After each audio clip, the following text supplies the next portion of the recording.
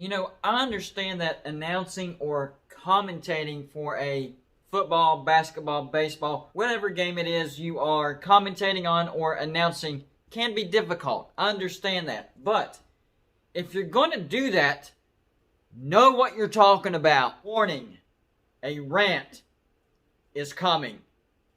Let's go.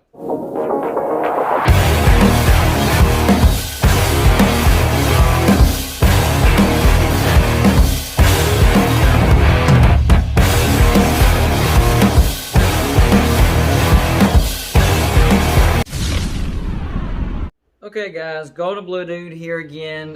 Hit the like and subscribe if you haven't already. I do videos every day, but I have been thinking about the commentators or announcers for the West Virginia basketball game that happened on Tuesday. And the more that I think about it, the angrier I get. Complete morons. Bob Wischusen and Fran Fraschilla called that game. And Fran Fraschilla was a previous coach, Manhattan, St. John's, and New Mexico. So he should have had the basketball knowledge to be able to call that game properly. But no, for whatever reason, they decided to create their own storylines. First of all, they didn't talk about the fact that Emmett Matthews Jr. dribbled and drove several times, lost control, lost the ball, turned it over.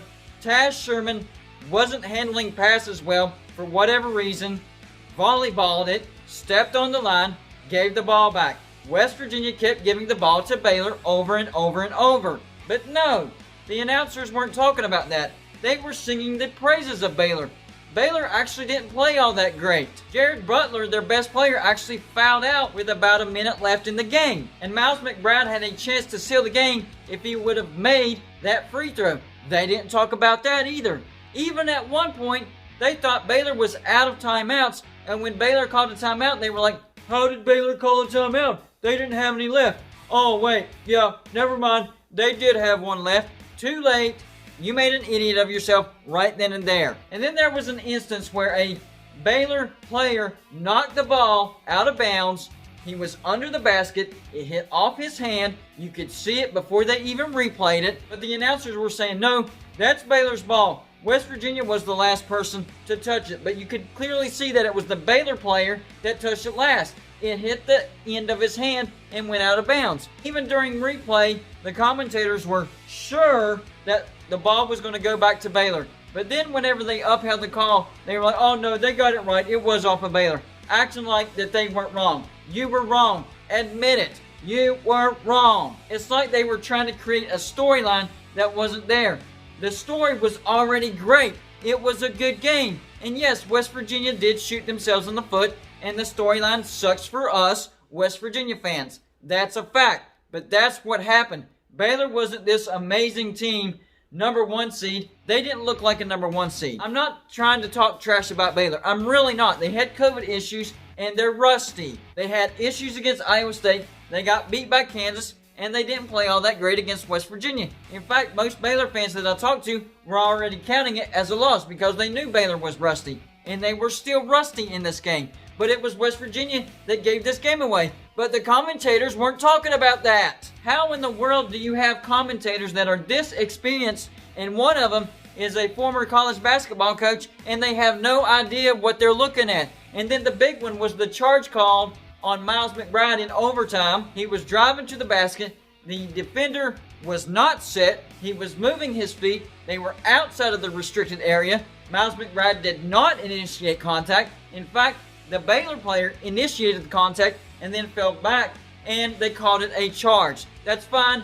Refs make mistakes. Yes, I was mad, but refs make mistakes, especially against West Virginia. That happens a lot. But the commentators backed the refs. They were like, yeah, that was definitely a charge. Even when they looked at the replay and saw that his feet were moving and Miles did not extend his elbow. It didn't happen, but they were still acting like it was a charge.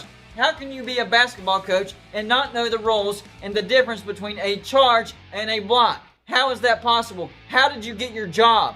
You look like a freaking moron. It made no sense. The entire game, you missed so many things. The fact that West Virginia cost the game for themselves. Not Baylor was a great team. And Baylor didn't have a timeout, except they did have a timeout. And when they tipped the ball, no, that was off a West Virginia player. Oh, no, wait, it was off a Baylor player. The refs were right. even though you were convinced that you were right. The storyline was great in and of itself. There was no need to create your own storyline to try to be more engaging. Call it the way it is. Maybe you're trying to get one over off of fans that don't really know what they're watching.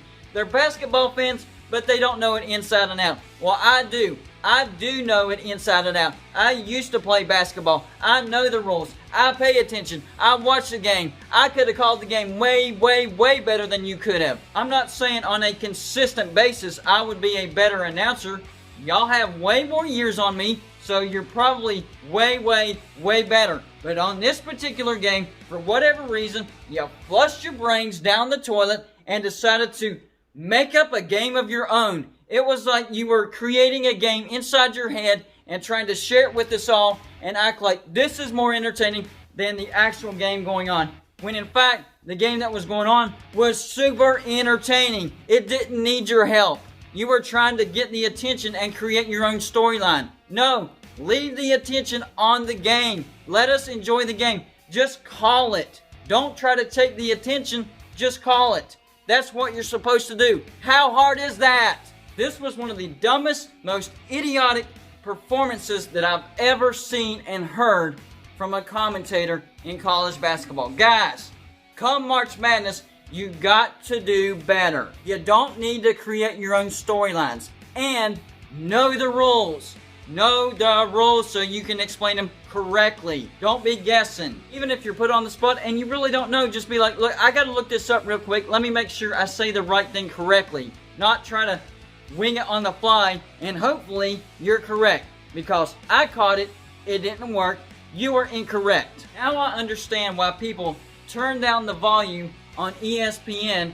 Even though they watch it on the TV, they turn down the volume and turn up the local radio station and have them commentate the game. You watch it on TV, but listen to the radio. Because most of the announcers that ESPN have no idea what they're talking about. I have no idea how they got their job because it's obvious that they don't know what they're watching as much as they should. Yes, it sucked that West Virginia lost that game. But what irritated me more was the commentators trying to take the attention off the game onto themselves. And to me, maybe it's just me, I don't know, but that's what it seemed like to me. Next time, you need to try this, because this was better than what you were doing.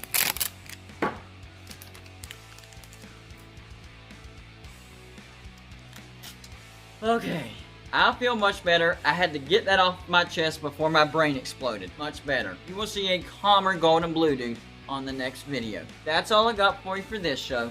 Like and subscribe if you haven't already. And I'll see you on my next show.